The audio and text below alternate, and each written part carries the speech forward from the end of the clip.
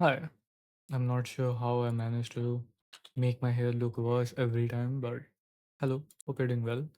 Um, so today I have some fun stuff planned. Um, Let me see. So one thing is there is a this is probably the closest I'll come to doxing myself, but there is a game that some of my juniors from college have made. So we'll play that and review it in front of the camera. If any of you happen to watch this, I won't be very nice, so I apologize in advance. So you can hear the game. Let me just put it up. So the music is nice. I wonder if the music was made by them. So this is for Juniper's Game Jam, and the theme was spin to win. I can see something spinning here already. Game's a bit loud, and I'm assuming there's no sound. Um, what do you call it? Sound meter or whatever. Okay, there's a lock here. The odds love you. I like the overall artistic theme of like cameras everywhere. I'm assuming they are just for decoration.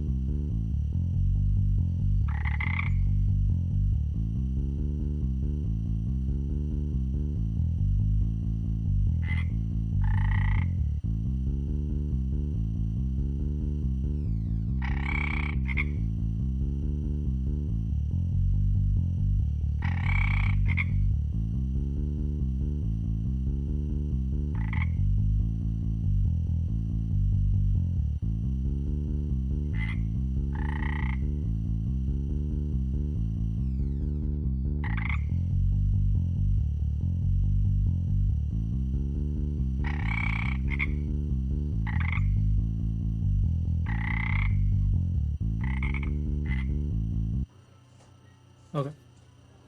The first thing is the dialogue auto runs. So I have no control over when the dialogue goes ahead. There's two consequences. One is that the dialogue, if it is boring, I can't skip it easily without skipping the whole thing. And two, if it is, I mean, I didn't try skipping, maybe it does skip line by line. But two, more importantly, it was too fast, so I couldn't read it properly. Anyways, so now I can't move anymore. Not sure why that is, but so we have. Shouldn't I get to put the uh, stuff first? I really love the aesthetic of the pixel art. What engine is this? Godot? I believe this is Godot. Okay, let's see. So, okay. I did not mean to do that. 8.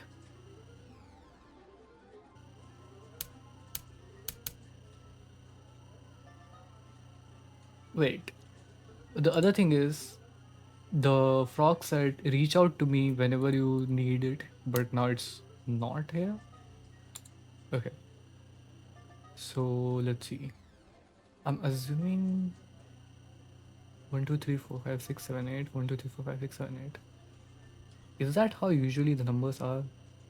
Okay, let's see. I have 5, right? This should disappear to indicate. This is why I got confused last time. To indicate that you are running out of chips or something.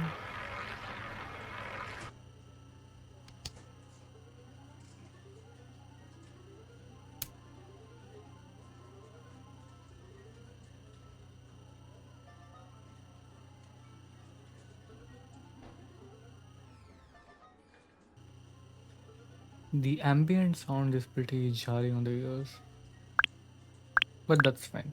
I will say I will point out any and every critic, but this is made in a week, and for a game to be finished in a week, that's already a pretty good achievement in my opinion, right? So I've talked about this before, but when I'm talking about games and critiquing them, it's less about saying that, oh, you should have done this or you should have done that, but it's more about understanding, okay, this is something that could have been done. And, that's a compromise, willingly or not, made by the developer, right? So it becomes a thing of, for example, they might never care to put, let's say, better ambient sound or a sound slider or something, but someone else might find it useful, right? So the point of the critic, it is a critical, uh, it's sort of a critical analysis, right? Critical review of the game, and the critique that comes out of it can be used by anyone. So that's the point of it, right? So far, the other thing is that, I mean, I need to play the game a little bit more, but I haven't really seen. Yeah, so first of all, there's no way to back pedal if you have once put the chip. That's fine, could be a risk, but it's never explained. But the other thing is that so far it's just been gambling and really nothing else. Spin to get cards. So we are doing this one more time, I guess. Is this not the best thing to do?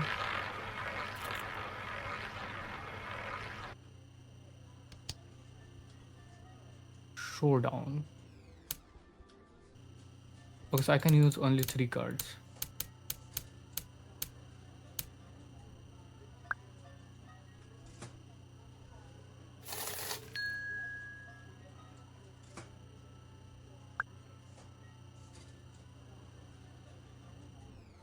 Now I can move, I guess.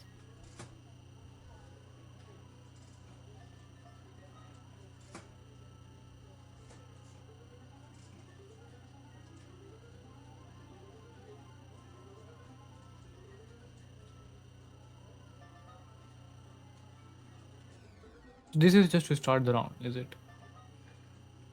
So far, the first thing that's occurring to me is the game is not very well explained, right? There's no way to access the tutorial again, as far as I can see. But the game is not very well explained, and what I mean by that is, I vaguely understand that the aim of the game is to get these cards, and the cards based on this should match up.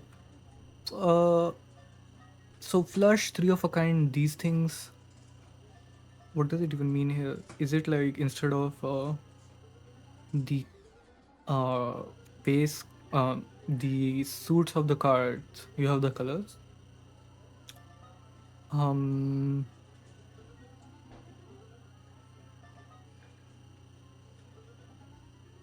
let's try it once more. What happened? I didn't press anything. It just auto started. Okay, that's not good. Let's see. So what if I just do this every time? So blue, yellow. Oh wow. So I'm just gonna keep doing this. And the reason for that, first of all, I don't think this is how actual casinos are. We can go and look at it, but the reason why I'm saying that and pointing it out is, was that a blue card? Is because um some colors have higher value, so they repeat less often, and the values that are low repeat more. That's my understanding anyway. but I don't really play any casino games or anything. So, okay. So this is 8 of red. So you can see, I think these are supposed to be the suits or something. 3 of a kind is what? Exactly the same. Pair is 2 of a kind, something like that. Okay, what are we doing? 6, 4, 8, right? And oh no. See, now I accidentally put on red. But that's fine, I guess.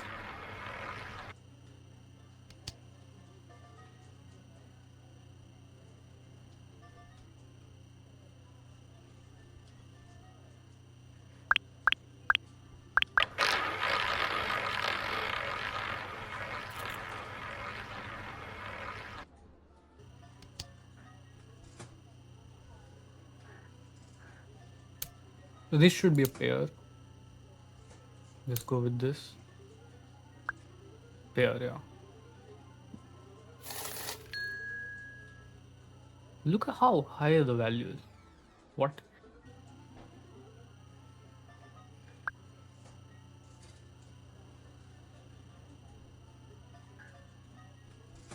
So back to my point, right?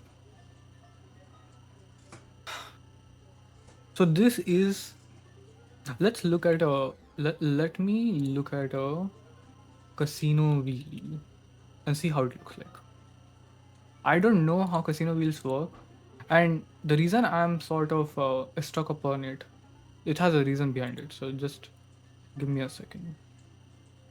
So I can show this to you as well, I suppose. Let me open this in private tab or something.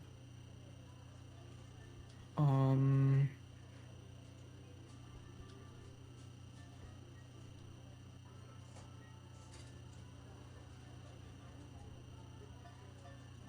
so you can see this, right? Let's see, 35. Uh, I don't think I think any none of the numbers repeat, right? 4, 2, 17. Yeah, these are all random. Uh, yeah. So I don't really know how casino wheels work, I guess. But the reason I was going towards it is the, if you're borrowing something one to one, right? This is something that Balatro does, which is it doesn't try to create its own rules. It borrows something one to one, right? That makes it easier for people to follow it. Here you have tried to do something with the suits. So instead of having 4 suits, which is spades, clubs, diamond, and hearts, you have taken 3 colors, right? It doesn't make that much of a difference, and it is something new that the player has to understand, right? Not necessarily a bad thing, but I wonder what the reason behind it is, right? The other thing is, I mean, this is just a small nitpick, but if the if half of them are repeating, then you don't need to make the, you can make the wheel have 8 sections instead of 16, right? Similarly, you can have the middle one have just 3 sections if there are 3 colors. There's no need for you to have, oh, I guess you could put 3 on the same. I wonder if this is a intentional design. I can ask them because they are in my group chat, so I can just ask them if this was intentional or not. If this is intentional, that should be really clever. So basically, what my point is, by having it have divided into multiple sections, you can put your chips on the same color 3 times and on the same number 2 times. That means that you can have a very, if you are for whatever reason very confident, you can maximize that side of it. The other thing is, let me just move around a little bit. What does this do? Selected card, yellow color, add 1 value, changes the card's value to highest value in depth. What is the highest value? Oh, okay. So the ones that I have in the hand.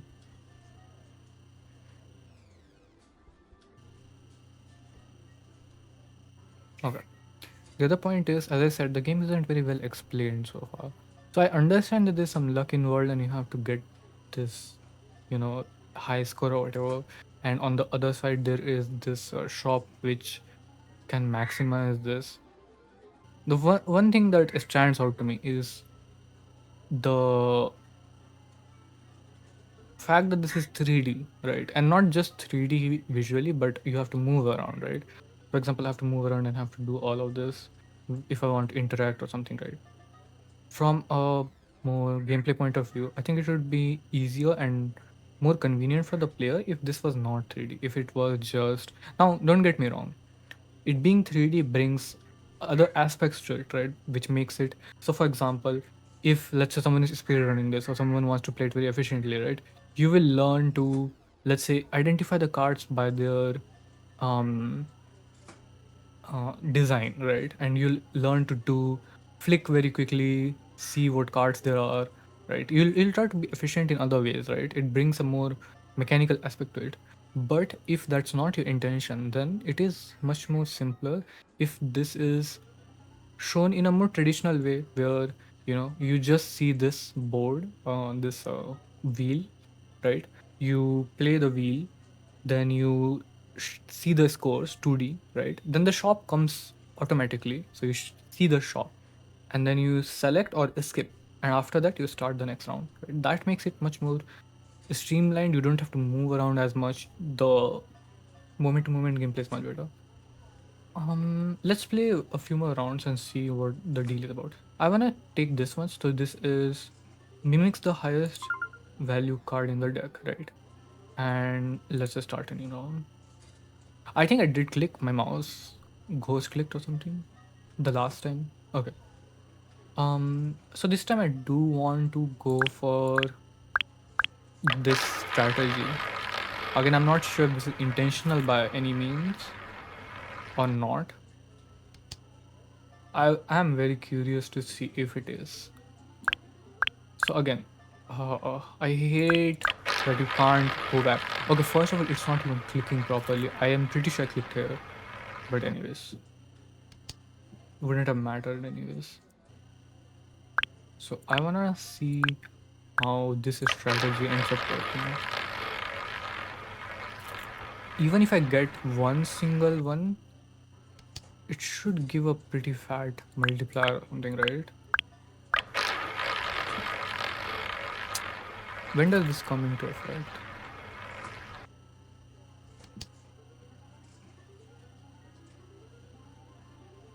This is into 2, this is into 4. I'm not even sure why that is x, 4x. Oh my, I hate it so much.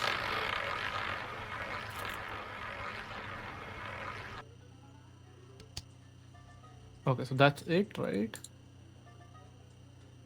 So we can, let's say, take this. What do I want to turn? So I have 2 7s, right? So let's say I take this one, and then I pick these 3, and then I do this. Quota fulfilled, new quota is 1100, interest earned is this much. Kind of getting the hang of it. The mimic is not here anymore. These I don't like as much. Now this is very nitpicky as well, but when a game is about this, right? About cards and individual cards having powers. I think this is the issue I've had with all games, so not specifically to them, but it's better to have one card that does multiple things, because otherwise it doesn't feel worth it to pick one of these, right? Which is what I'm going to do. Because again, if I pick this and later I see, oh, I should have picked the other one, like Ascend, right? It just feels like a waste of money, basically. Okay.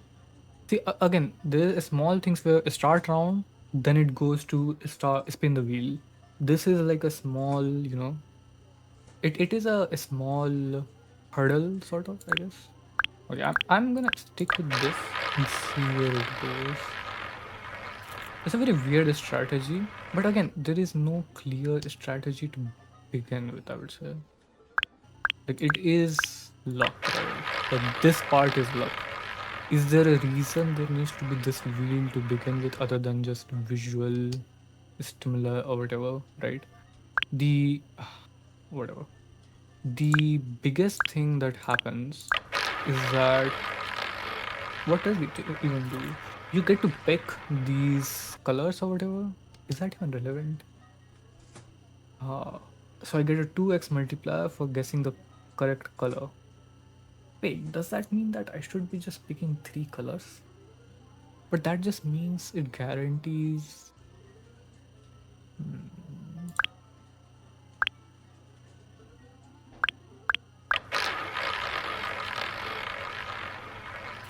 Okay, now I'm getting the hang of the game a little bit more. Because what I realized is, first of all, I kind of want to restart, and there's no way to do that because I kept pressing escape and I couldn't find a way. The mouse cursor seems to be a bit off the side or something because I keep pressing. Oh, don't tell me. Guys. Okay, I just realized if you don't pick the correct color spot, it doesn't match it up. Okay, let's see what this brings us. Flush. Why is it flush? It's just the same. Wait, what does it mean? Oh, so I didn't get the enough. I didn't get the quota. I'm assuming it didn't tell. Okay, so you have to. When there's a game over, right? You have to show that you failed. In this case, it didn't tell me that I failed. So that's a problem. I'm kind of worried for the. Oh yeah, so there's no retry. This is also something that the people were talking about. Okay, I'll restart the game. So, couple of issues so far we have seen, right? Technical issues aside, I'm mostly talking about design side of things, right? Okay, one thing I want to do is reduce the volume because this is really loud. System sound.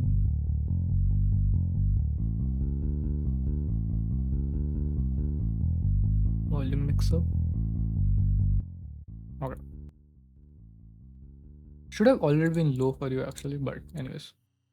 So again, we'll start the round, skip tutorial. So it doesn't skip line by line, it skips everything at once, right? These are nitpicks. More is my design problem, which is now I understand much better what it is, but I do need to see if. So I've picked all colors. This should guarantee a 2x multiplier. Okay. So this should guarantee a 2x multiplier.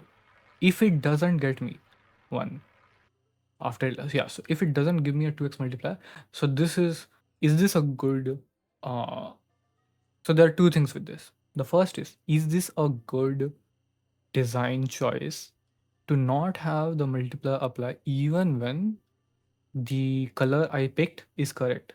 Just because it's not the exact same color, then why is it a color to begin with? Why isn't it another number set of numbers, right? That's the point of numbers. That's the point of numbers, that when you pick, and again, I don't know if this is a design choice or a bug, could be either.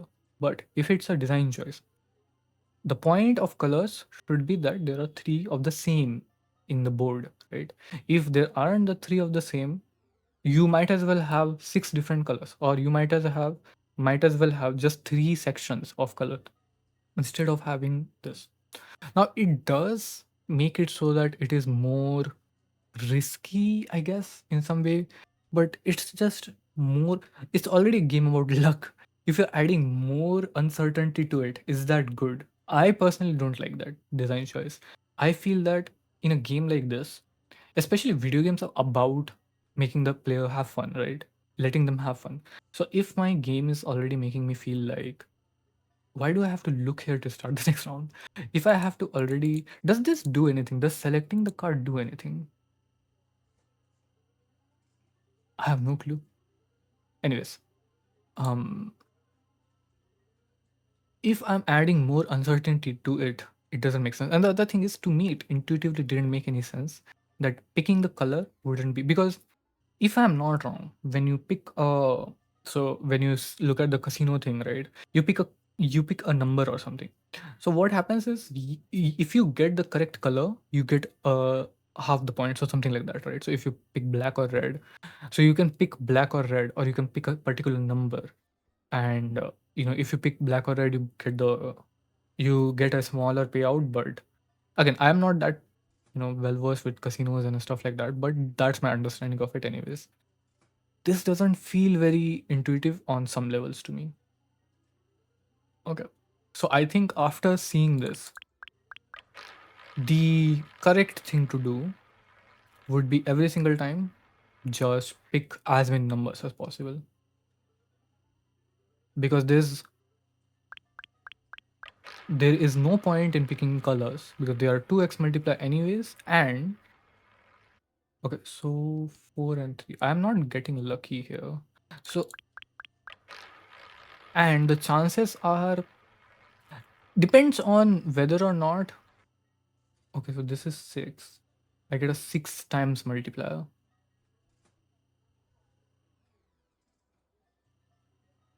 7, 8, 6, 7, 8.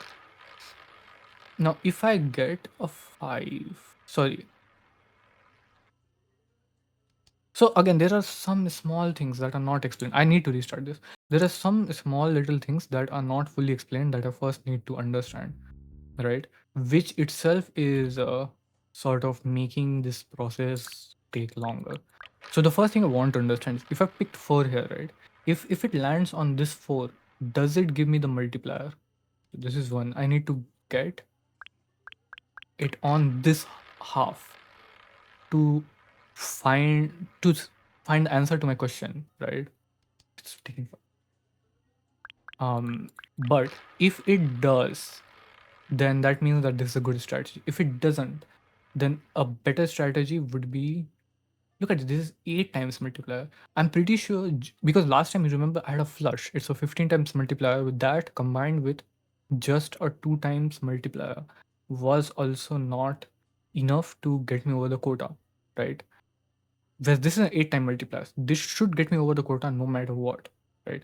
The quota last time was 1100, which I didn't get to pass, right? I think I have the video, we can go back and watch. But I think that was the quota. If I am able to cross over the quota just with this and a pair or something, that shouldn't be that should be too easy, right? Anyways, again, right now I'm mostly trying to find the answer to the question: are these two the same, or putting the chip here versus there is like different? So far, I've just failed to find the answer to that question, but it's fine. It will take a while. Again, stuff like this, very, very high chances that you have put them.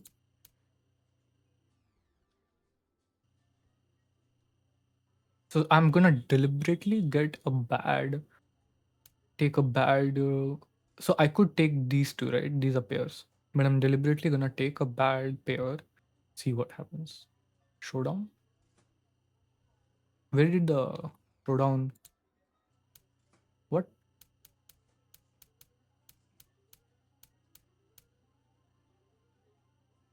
At some point, the showdown thing bugged out or something. I am assuming there are some bugs there for sure. I'm not sure. Oh, is the frog supposed to be here, but he's just disappeared or something? What?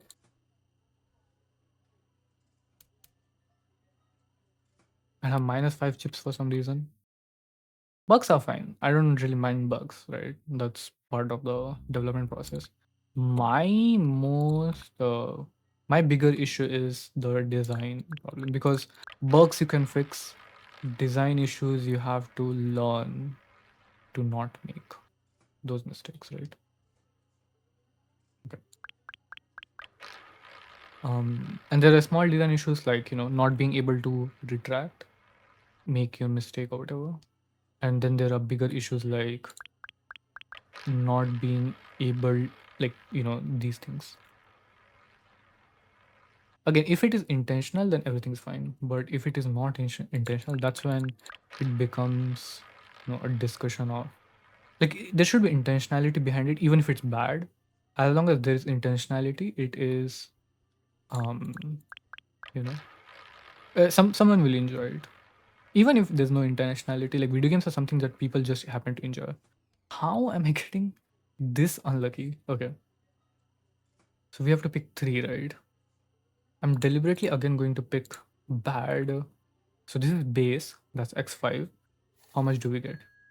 Interest on new quota. So we barely got above 265, but this is base. If I had these two, that's a pair, 15. What is the calculation actually? This 7, 3, um, how does it actually calculate? 7, 7, 7 is 49, but this is not divisible by 3, so this is something else. Or is it adding it or something? 7th is 10, 7. I don't understand what the. Oh, something happened. There's like a some timer thing or something that keeps. Yeah. So there's some technical issues, let's say. Godot in general is not very good for 3D games, honestly. Um, but it's not the biggest issue. And I'm still trying to just find the answer to one question that I have. Finally. Okay. So do I get the multiplier? I do not. Is that intentional?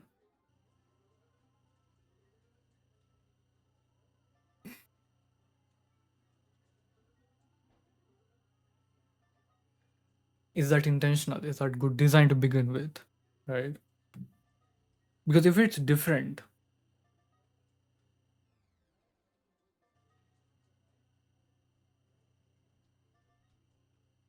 uh, what happens if I use ascend in this, by the way? I'm assuming I just can't use it.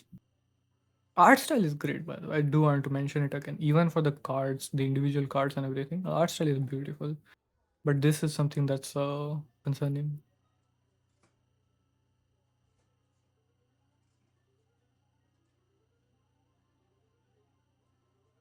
Why isn't it darker? This part should be more dark. Anyways, mm, let's just continue playing it quickly. So based on that, the best strategy is to do this every round, which is, I think, which is just pick the highest number one, because as soon as you get that, that's a 7x, right? As soon as you get that, you should be in a pretty safe spot when it comes to, getting something. This should just blow it out of the water. I mean, can I just okay, I can't just wait, what happened? I can't just show down as soon as I've gotten the cards that I wanted. That doesn't make full sense, but that's alright. Um just for fun, let's do this once.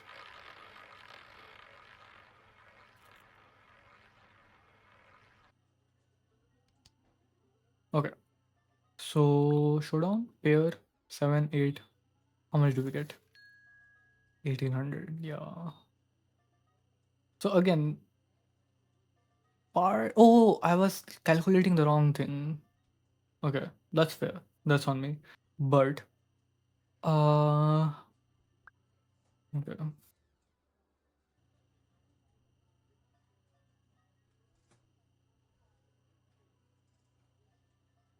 Overall it's a fun game, I think. But for a game that is this simple, I think the amount of inputs required for doing anything is too much. Right. There shouldn't be any use of WASD in this game, ideally. That's not a big deal though. What is a big deal, in my opinion, is the way this is implemented. I'll see if that is intentional or not, but that is sort of not very good, in my opinion. And the fact that the explanations go by so quickly, right? And as far as I can tell, there's no way to access them again. Um, Small things like restart, not being able to restart and stuff like that, those are there. But from a design point of view, I feel the game is what the game boils down to is randomness on this side. Right. This is complete randomness. There is no nuance to that. Might as well be just a deck, right? And on the right side, this is where the more interesting part of the game happens, in my opinion, which is, you know, come to think of it, it would make so much more sense if you just flip these two. If you have the shop be in the wheel, that fits the theme much better. It's a good twist on the um it's a fun twist on the uh, expectations, where you have the casino wheel, which is usually the one that gives you the cards or whatever, and then you have the shop or whatever, right? It's a fun twist because the shops usually aren't the ones that are randomized like this. Like I think you understand what my point is, right? So I think that would make much more sense in this case. But coming back to this, right? The fact that this is complete randomness and this is not is basically telling me that this is supposed to be the game, right? This is the more interesting part of the game where you do something, right? Because that is randomness. Even though you do have the choice of, selecting certain cards, and there's some strategy involved, right? As I said, I think the best strategy is to pick the highest numbers again and again. But I think the first of all, there is going to be a strategy. It's what the strategy is can be discussed and can be argued upon. But as long as that is completely random, there is going to be a strategy because that's how these sort of things work, right? As long as I have no influence over how the balls roll or whatever, or there's no pattern to them, that is going to be always there is always going to be a strategy. And my hunch is that the strategy is to use as many of your balls on the bigger wheel to ensure that in 5 rounds or so you get at least one um card that has a huge multiplier, right?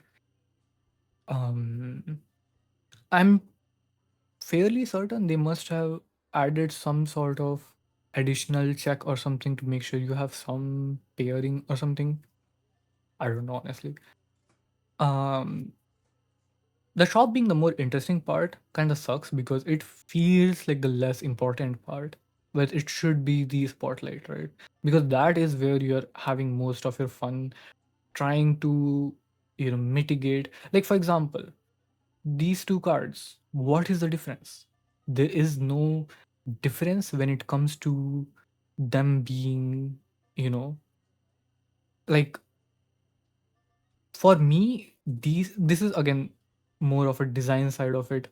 My issue with these sort of cards not doing more than one thing, right? Like, instead of these two cards, if it was just one card that said change the color to another color, right?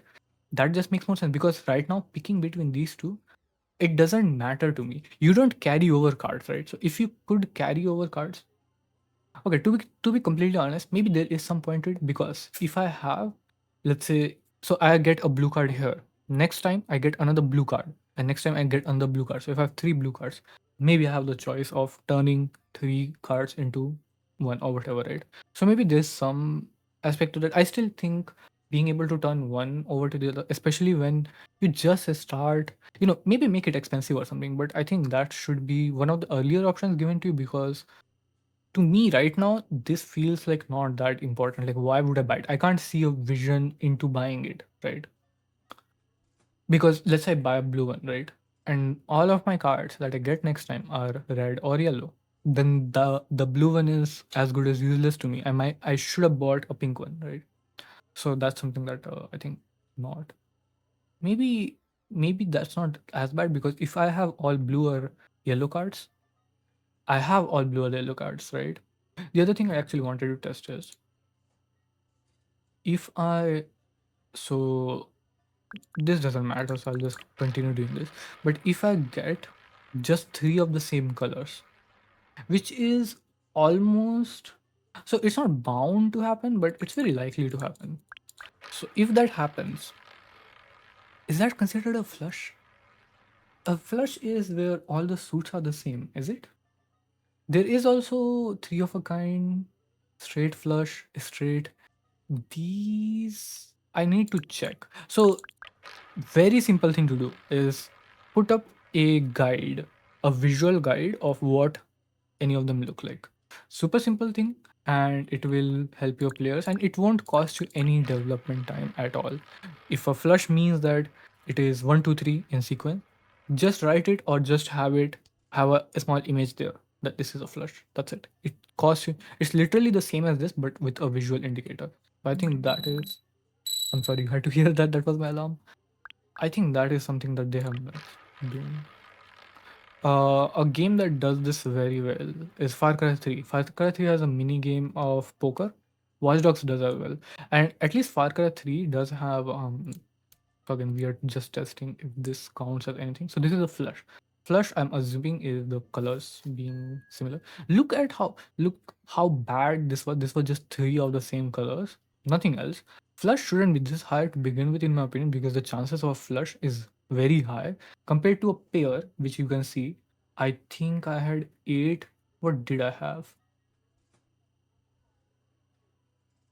812 or 842, one of the two.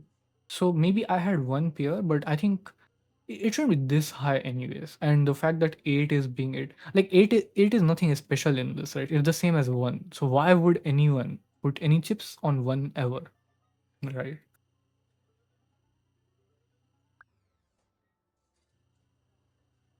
It's a very interesting game. Like the fact that I'm able to even talk about this game at such length, because if you have seen the Ravan game, there was literally nothing to talk about it, right? But the fact that there's so much to talk about in this game is already really, really cool, and shows that they have put a convert the color of any three selected cars to any random color.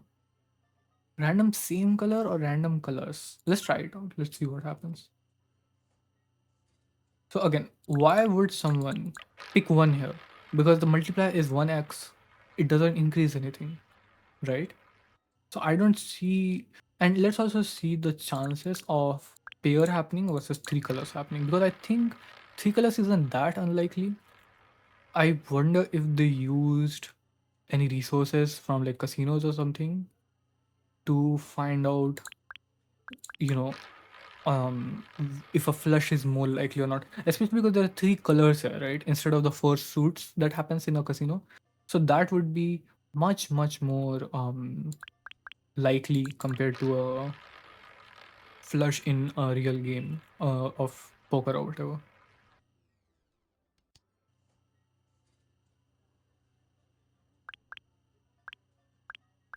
Now I kind of feel bad about using this because I've just gotten two sixes and two fours. One of the six is a multiplier one. Okay, so uh, so do I do this or this? So this will be a pair. This will be a pair and a flush. Let's see if a pair and a flush works. No, flush. So pair doesn't work. Or is it just not showing it? Because a pair is 15, flush is 25. And then you have 6 times multiplier. You still don't know the actual calculations, how they work properly. Okay. Is anything new? It's 10x multiplier. Like this has to be broken, isn't it? 60.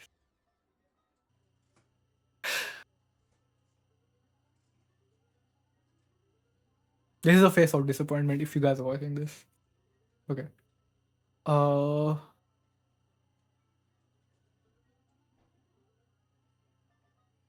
Converts the value of any two random cards to 6 and 7 with 7 and 6. You can use the word multiplier. You don't have to just um you don't have to use the shorthand words. That's one of the critics I had, which is why use short words when the frog is talking. There's no reason to.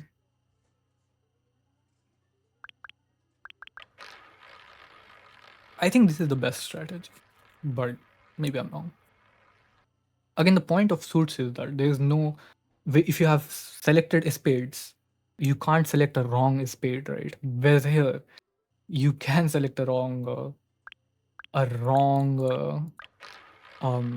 blue or whatever, because they're not the same essentially.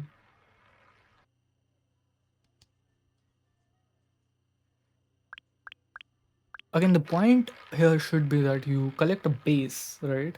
Base should always be lowest, right? Base is for x5 for whatever reason, but base should be the lowest.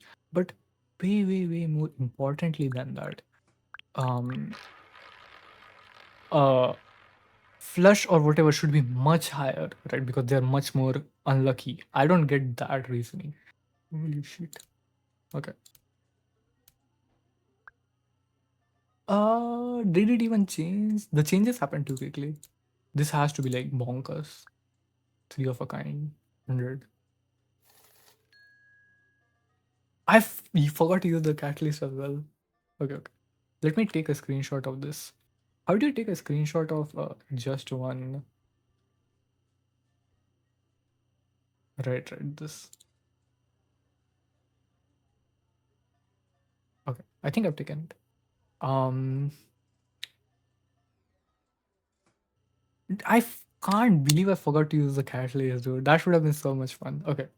Anyways, I think for now. Oh my god! Wait, there's another catalyst.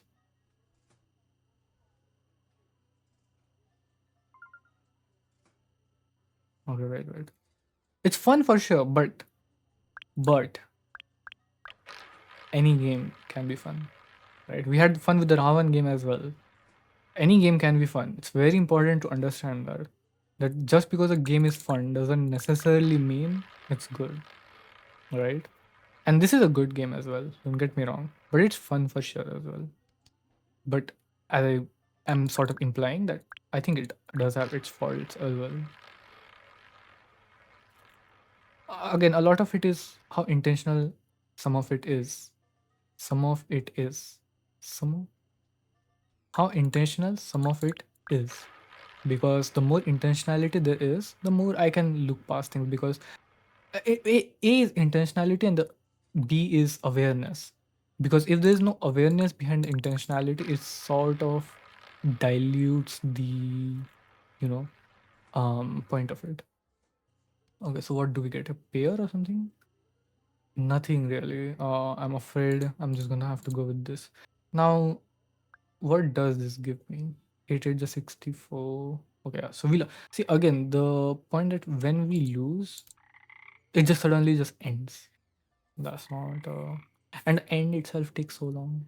So these are just some small, things. This is something that I learned in while making my first ever game, which is this background is a render by the way. But the first ever thing, one of the first things that I learned while making my first game, if the game just restarts or ends immediately without giving player the feedback of why they lost, how they lost, that is something not good. Okay, so with that, that's it. That's fun. Um, there are a few more things that I want to do. The one of them is opening Notepad, and we wanna do a GitHub sort of tutorial. So part one of tutorial is what is Git? Why should you use Git? And then how to set up Git. So let's go through it once between us, right? Before I make the final video. So GitHub. What GitHub is basically is let me also open up some sort of program or something because I'm also not super, gonna paint here as well. Window capture, paint, paint.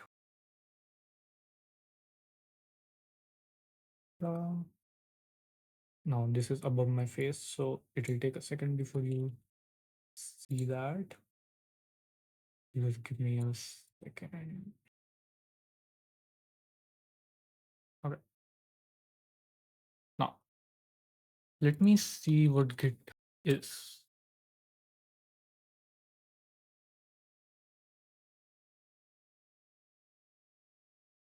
So Git is a software system, basically, right? So we have Git. I think before explaining what Git is, it's better to explain why you should use Git. Um, so let's say that you are coding something, right? Now you have an idea of how to do this code in two ways, but you're not sure which one is better. What would you do? Well, probably you would write a code here, right? See, test it, how it works. Maybe it works. So you keep it and keep going. And maybe later you find that there's an issue here, right? So this does not work.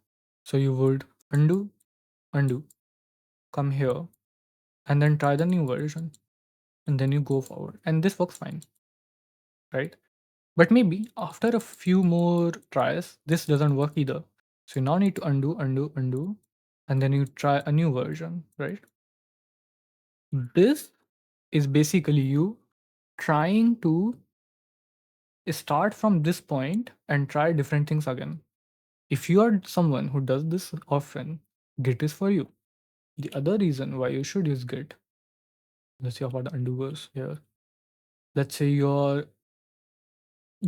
it's sort of the same thing where let's say you have a version of an asset, right? So you have this asset file here. It's a soundbite or it's a, you know, enemy or something like that. You wanna update it later, right? Without having to change anything else. Git is for you. And probably the most important of all of these, let's say you're working in a team, right? So you are one person and you have another person working with you. And this person manages the code, right? And all of it is in one file folder, correct? And you are just doing the art assets, right? Now, how would you give them the art asset? Well, you would just copy paste this file and give this to them, and then they would just put it in their folder or something, right? But let's say you want to see how it looks in the game. So now you have to copy paste this from them and see it in the file. And then if you make any change, you send this to them and then they do this in their folder, right? Instead of this, wouldn't it be nice if you could both work on the same folder from your own computers? That's what Git is for. So, again, what I'm doing right now is sort of understanding how I'm going to go about explaining it. So first part is going to be why you should use Git. So example one is code rewriting. Example two. Now I use three examples, right? I think example two being the um so with code rewriting, I'll just mention that works for assets in general, right? And for example two is group uh working with the team. Okay. So we are here right now. So now what is Git? Well, what Git is a software system that manages files. Basically, you give a folder to Git. So this folder now, with whatever subfolders and files it has, is seen by Git. Anytime any change is made to any file, Git recognizes it and prepares to make that change. Okay, I need to add one more thing, which is once you have sent this folder to Git, Git can now share this folder with other people, right? So now Git can share this folder with this person, with this person, and with this person. So now everyone is working on the same folder, right? Now let's say you make a change in this file. Git recognizes this and then alerts everyone here that a change has been made to a particular folder. Now everyone who has been alerted has the option to download that change. And when they download it, Git cleanly just changes that particular file, nothing else. Cool. Um, there is more to it, but I need to sort of see what I'm missing. Mm, so one thing I'm missing is how Git works in a bit more detail. So for using to use Git, you first need an online server, sort of. So you can use GitLab for that.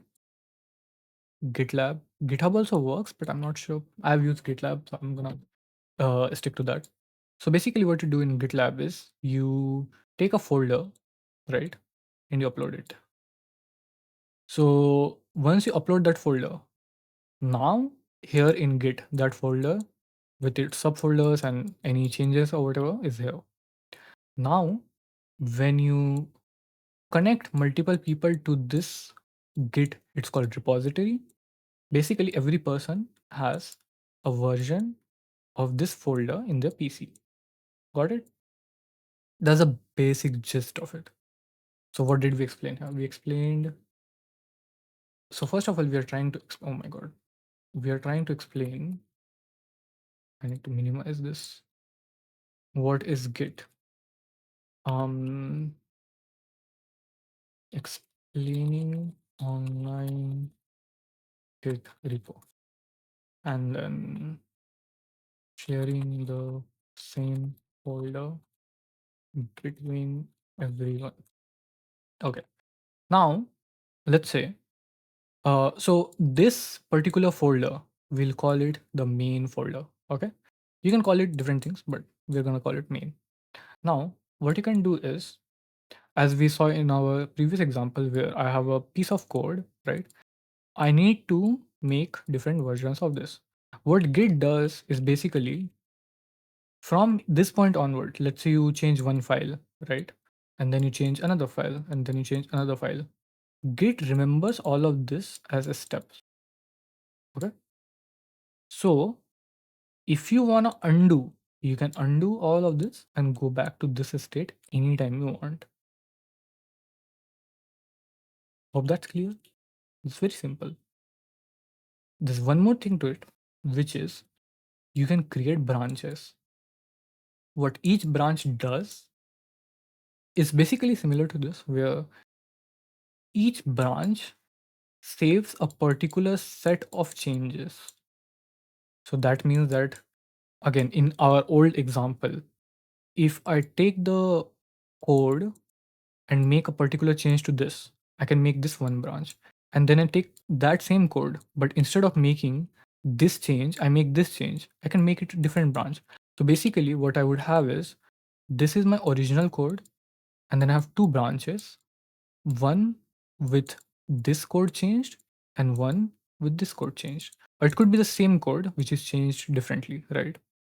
We'll come to that later, but for now, let's say we have two different changes that don't conflict with each other, that are independent of each other, right? So I can experiment as much as I want with this. I can come back to this version anytime I want. I can experiment as much as I want with this. I can come back to this anytime I want. Okay. So what we explained is, let's call it checkpoints. So basically, I create my own checkpoints. And now, let's say I have made a change that I'm sure that this needs to be in everyone's system, right? So this is a good change. This is a proper change that I want in everyone's system. So what I can now do is tell the computer, okay, this change is ready to go. So now I send this change back to Git. It updates that change here, and to everyone else it alerts that there is a new change that you need to download. And once they download that change is reflected in everyone else's computer as well. So now, pushing changes, pushing and pulling. So one thing important here is that once this alert is gone, everyone needs to bring this change in before they do anything else. This is something that needs to be done in discrete steps. You cannot be doing this in between. So when someone pushes a change, everyone has to immediately pull it. And when someone before pulling it, you shouldn't make any changes, right? Because that will create conflicts. I'll explain this more in detail when I'll have a example set up so we can look at the different problems or whatever that can happen. But for now, I think this is fine.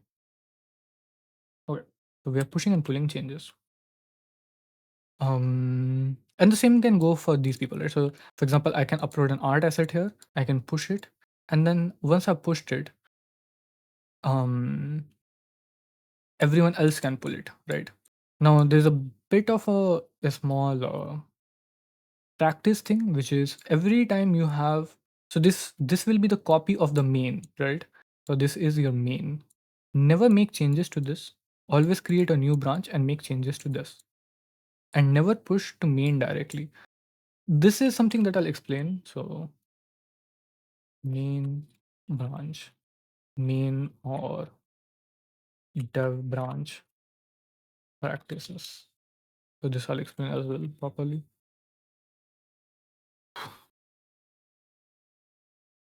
So one how do I clear this whole thing? Why isn't it deleting? Generative it is. What? Is there no what have we come to? Am I on a new layer or something? Why can't I delete anything? Okay, new, don't save. Okay. So one thing to one thing to understand is that you have a folder and you make changes in this, and you have another folder and you make changes in this. These two folders are separate to each other, right? That means if I make this is again the same thing. You make a folder, you make a change. If you had to share it with someone without using it, what would you do? You would take their file, you would copy this folder or remove that folder, copy this instead of that, and then you share it with them. So it's important that two people don't work on the same thing at once. Two people should not work at the same thing at once unless they know what they're doing. I'll get more into that, but this is another general practice, which is two people don't work on the same folder at once. Okay, cool. Now with this, most of the Git is now explained, understood to you, right? Let's go over it once just to see. So what is Git? So Git, you have an online server. In that server, you put stuff, one folder. That folder then is shared between everyone, right? You can create branches, which means it's the same, it's a version of that folder which you can experiment with, or it has some changes. Then once you're very good, happy with those changes, you can push it to main, and then it reflects on everybody's systems. Anyways, with every uh, Git folder, it basically remembers what changes you have made. It basically creates checkpoints and notes all the changes. So you can look at the changes and you can go back to them. I show this in a so in example. Then if you make a change, you can push it. Once you push it, if you push it in main, it gets distributed to everyone, which means that everyone can now pull the request. Pushing and pulling is something that should happen very discreetly. That means don't start your work without pulling other people's changes. Usually people do it at the start of your day, at the end of your day, right? And keep doing that in between. Um, if you're going to push, it's generally better if you're going to push an important change, tell everyone. And actually, this should come before this, which is two people should not work on the same folder at once for reasons I'll explain later. Um, main and dev branch practices, and now I guess we can come on conflicts. So basically, sometimes it can happen that two people are working on the same folder, even on the same piece of code. I think piece of code is the most vulnerable I can explain. So the two things that will be the most common. One is, let's say, every game engine has its own system, own scene or whatever. So Godot has these scenes, TSCN files, and Unity has its own whatever scene files, right? So that is one thing. And so I'll just draw a scene for that. So let's say there's a tree here, and then there is some UI elements here, and then there is a player here. Okay. This is our scene. Then there is code, right? Let's say this is one function, this is another function, this is another function, right? So these two are, first of all, you have to understand almost the same thing, because a scene is basically a piece of code, right? It includes this tree here, it includes this player here. So if I increase the size of this piece of code will change. So scene basically is a piece of code that you can visually see. Well, let's put this down. Conflicts. So conflicts, first understanding, piece of code and scenes. Okay. So that's the first thing, right? So with this understood, we are going to mostly stick to, I guess let's just stick to both of them. Let's see how that leads us to. Now, sometimes people can be working on two parts of the code or two parts of the scene at once, correct? That's fine, right? Usually your Git will be able to handle this, because when you do this again, only this part of the code in the scene itself is changing. Similarly, when you're doing this, only this part of the code or this part of the code is changing. Usually Git will be able to handle this fine, right? So if you are working on this part, you do need to be clear about it. Like, okay, I'm working on the same file, I'm working on this function, I'm working on this object, so that when pushing and pulling is happening, there's no conflicts, right? You do not accidentally change this. But even with caution, sometimes this will happen, and sometimes people might just accidentally change some other parts. That's where conflicts will happen. Okay. So working on separate parts and being clear, still conflicts can happen. Then what to do? So when conflicts happen, what happens is the Git, whatever thing you're using to use Git, it will give you the list of changes, exactly what the conflict is. So basically, it will show you two documents, one with one change and the other with the other change, and you have to decide which one you want to keep. Same with the scene. Let's say in one version the tree is very big, in one version the tree is very small. It will show you that, but in code form, and you have to pick one of them.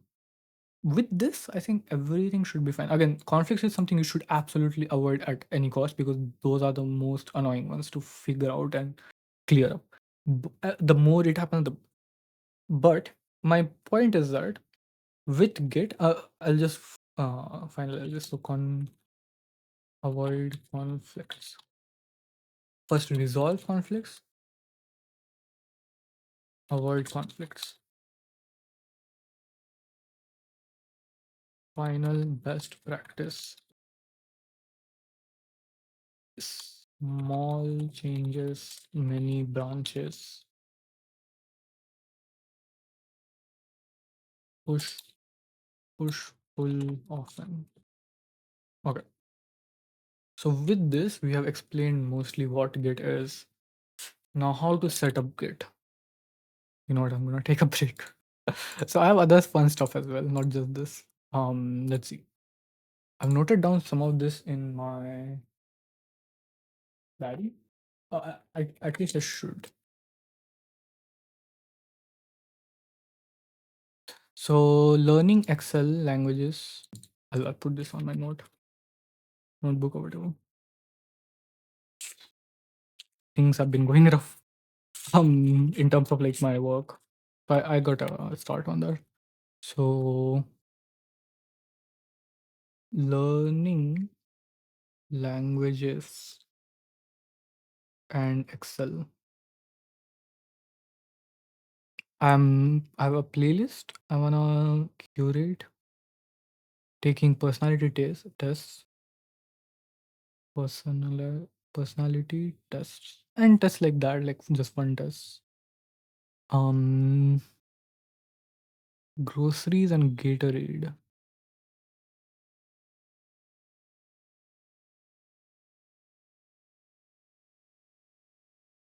I think that's it. Um, yeah, that's it. Okay. With that, I'm thinking what should I do, because I don't want to do playlist right now. I'm kind of tired. So do I not want to do what was the other thing? Playlist, learn languages or Excel. Those also. I was planning to like learn some new language or something. Um, I think then that's it for now. That's fun, especially watching the looking at the game and its potential. It's a really fun game. Honestly, it's, as I said, my favorite idea would be to switch the store and the casino itself, but that's a small thing anyways. Hope you had fun. Today's a short one, I think. How long is this? One.